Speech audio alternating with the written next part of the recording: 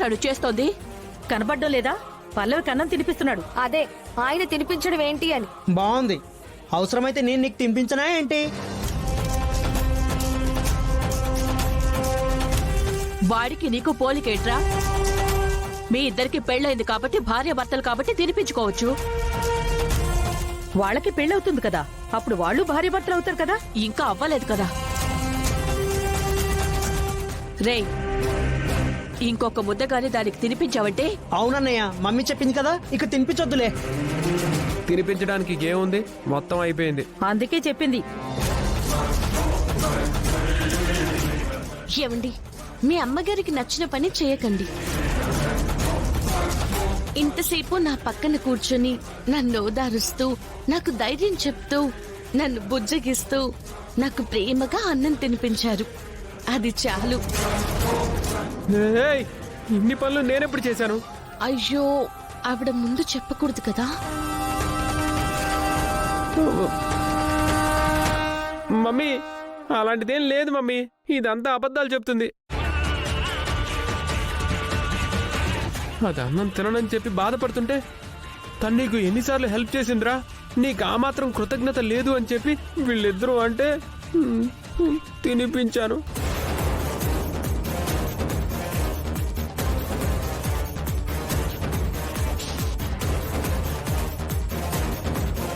మా వంక కోపంగా చూస్తావేంటి? ఏ భార్య కష్టం వస్తే భర్తేగా చూసుకోవాలి. అదే చెప్పాం.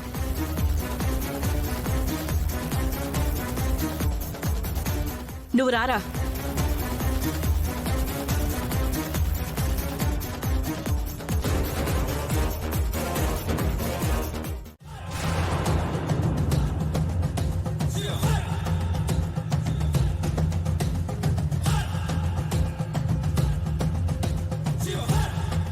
బోండం దాన్ని నా మెడకి తగిలిచ్చేస్తున్నారు. మంచి ముహూర్తం అయితే అదే ఖాయం చేయండి పంతులు గారు. ముహూర్తం దివ్యంగా ఉందండి. ఇద్దరి పేరు బలాల మీద మంచి ముహూర్తం కుదిరింది.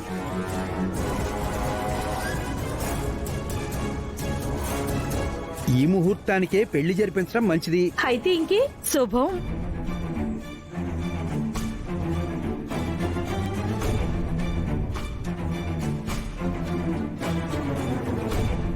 సరే బామ్మగారు, నెల రోజులంటే ఇంకా హడావిడే కదా, తప్పదు. ఈలోపు షాపింగ్ అది చూసుకోవాలి కదా. సరే బామ్మగారు, మేం బయలుదేరుతాం. ఉంటామండి. సరేనమ్మా, మేం కూడా పెళ్లి పనులు మొదలు పెట్టేస్తాం. అలాగే. వస్తామమ్మా. అలాగే నాన్న. పల్లవి, వెళ్ళొస్తాం. సరే అమ్మా.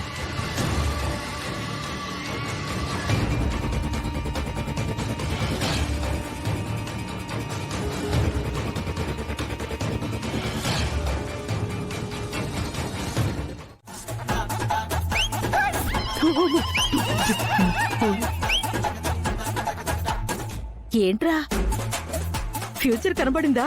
అంత దరిద్రమైన ఫ్యూచర్ ని ఎవడైనా కోరుకుంటాడా నాన్నమ్మా? నీకు రాసి పెట్టి ఉందన్నయ్య, తప్పదు.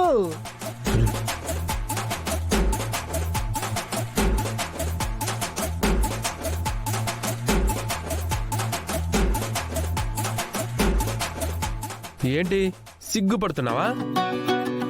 లేకపోతే నన్ను ఏపుకు తినాలని స్కెచ్ చేస్తున్నావా?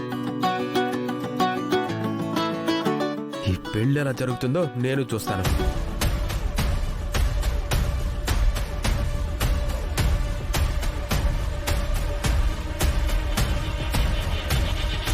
బామ్మగారు, మా పెళ్లి ముహూర్తాలు పెట్టేశారని మీరందరూ ఆనందపడుతున్నారు, బానే ఉంది. కానీ ఆయన 1కి 10 సార్లు ఇష్టం లేదు ఇష్టం లేదు అంటున్నారు. వాడి బొంద, వాడిదేవైనా ఫస్ట్ టైం చెప్తున్నాడా? ఎప్పుడూ చెప్పే డైలాగే కదమ్మా. అవును ఫ్రెండు, నువ్వు లావుగా ఉన్నావని ఫస్ట్ నుంచి వాడికి ఒక ఫీలింగ్ పడిపోయింది. అది మైండ్లో నుంచి పోలేక అలా మాట్లాడుతున్నాడు అంతే. మిగతా అన్ని విషయాల్లో నువ్వు అంటే వాడికి ఇష్టమే. నువ్వు అనవసరంగా భయపడకమ్మా. మీ పెళ్లి జరుగుతుంది, మీ కాపురం సంతోషంగా ఉంటుంది. అవును, హాస్పిటల్కి వెళ్తానన్నావు? నేను ఇప్పుడు బయలుదేరుతున్నాను బామ్మగారు. అమ్మా అమ్మా, ఇప్పుడు ఎలా ఉంది? బానే ఉంది. అమ్మా, నా ఆపరేషన్కి 20 లక్షలు ఖర్చయిందట. ఎక్కడి నుంచి తెచ్చావమ్మా?